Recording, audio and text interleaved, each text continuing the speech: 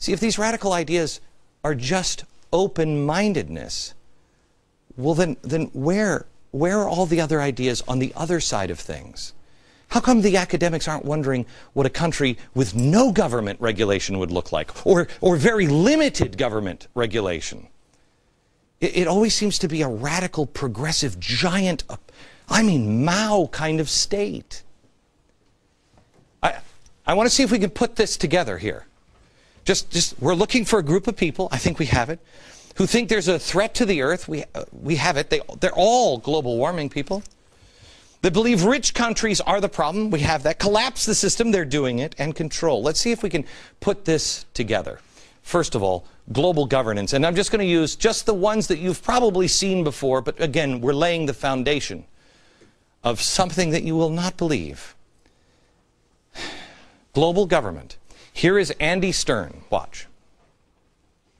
We created global trade, we created global finance, we created global companies, but we forgot to create a global government, or a global organization, or global regulators, as Sakarsi is talking about now. I would happen to be at Davos, and I would say they're going to rename this year's Davos as the revenge of the countries over the companies.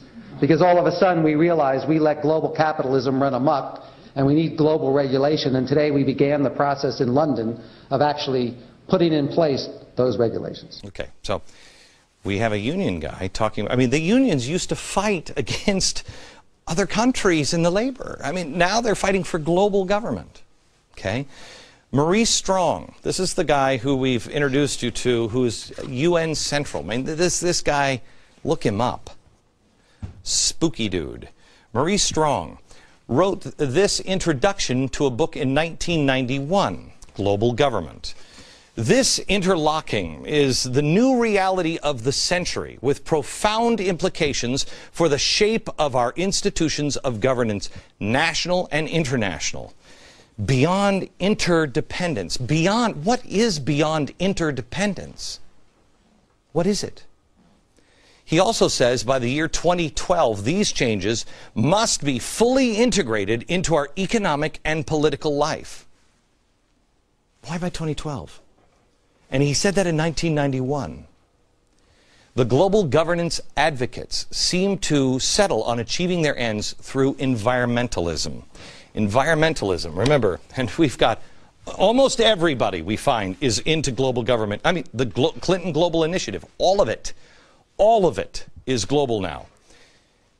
Now, they might say that this is a conspiracy theory because you're talking about a global government. But listen to the overwhelming evidence. Listen to any of them. They're all talking about global currency, global governance. Well, who runs it? Who runs it? Maurice Strong on environmentalism, because that's the next thing. You got to have a threat to the earth. He said this: the real goal of the Earth Charter is the fact, in fact, it will become like the 10 Commandments. He also said this. Watch. I can say that if we continue on our present trends, on our present course, it's very likely that in many parts of the world this will be the case. In fact, we have begun to see it in many areas.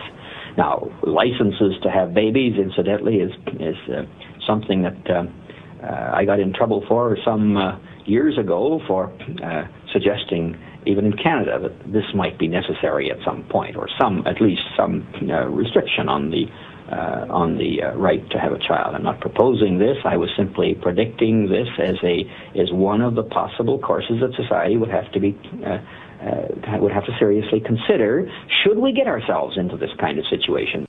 Okay, this is Zeke Emanuel's complete live system.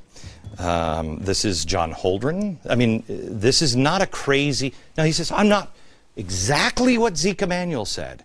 I'm not proposing this. No, I'm not proposing. I'm just saying in case there's an emergency. So you've got, okay, this is, that's Cass Sunstein. Where's John Holdren? Whoops, we've got John Holdren. John Holdren said it as well. Now remember, John Holdren is our science czar, In 1977, John Holdren, in his science textbook, floated around population control ideas like A government might require only implantation of contraceptive capsule, leaving its removal to the individual's discretion, but requiring reimplantation after childbirth. Okay, that 1977. He said this, and he said this. It's the same story. And they're all cross-pollinating here. Again, not asking you to believe it, just explain the odds of this coincidence, okay? Explain the odds. Science czar, the earth is on fire. We've got to do whatever we have to. If we ever get to that point, we'll have to sterilize people or forced abortions. Same thing. Neither of them are proposing it, but just in case. And they also, wow, look at this. They also believe in the redistribution of wealth. Let's go there, because that's the next one.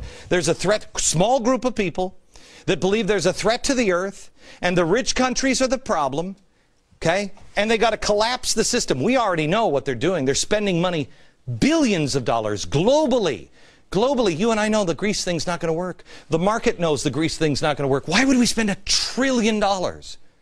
Why? Why is Fannie and Freddie, why does Fannie and Freddie now have an open door to spending? Nobody even asks us anymore. They can spend whatever they want. Why?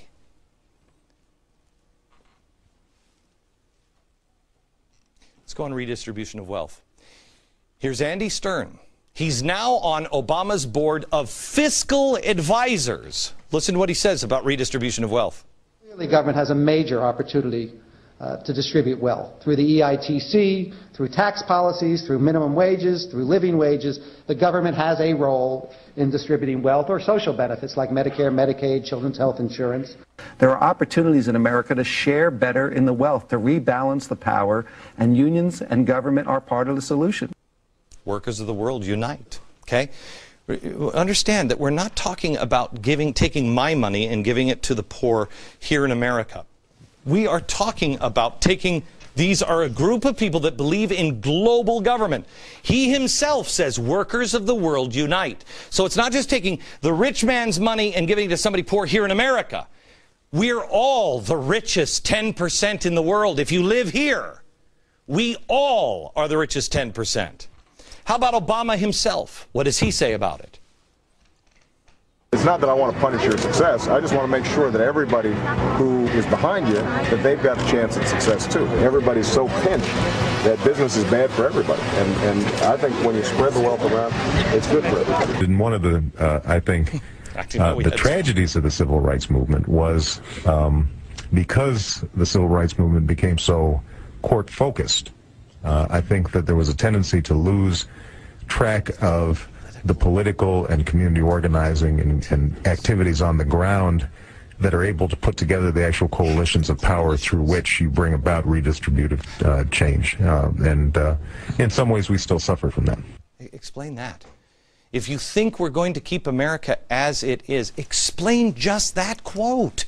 With all of the things that you have seen, explain it. Have your friends explain it. Okay. So now let's go to the science czar, John Holt. You remember the wants to sterilants in the drinking water, in case. And that was just academic. This guy, what did he say about redistribution of wealth? I think ultimately the rate of growth of material consumption is going to have to come down. And there's going to have to be a degree of redistribution of how much we consume in terms of energy and material resources in order to leave room for people who are poor to become more prosperous. Okay, so we have to downgrade. Now, let's go to Maurice Strong again, talking about collapsing the economy. I'll show you what he wants and the end of this story next.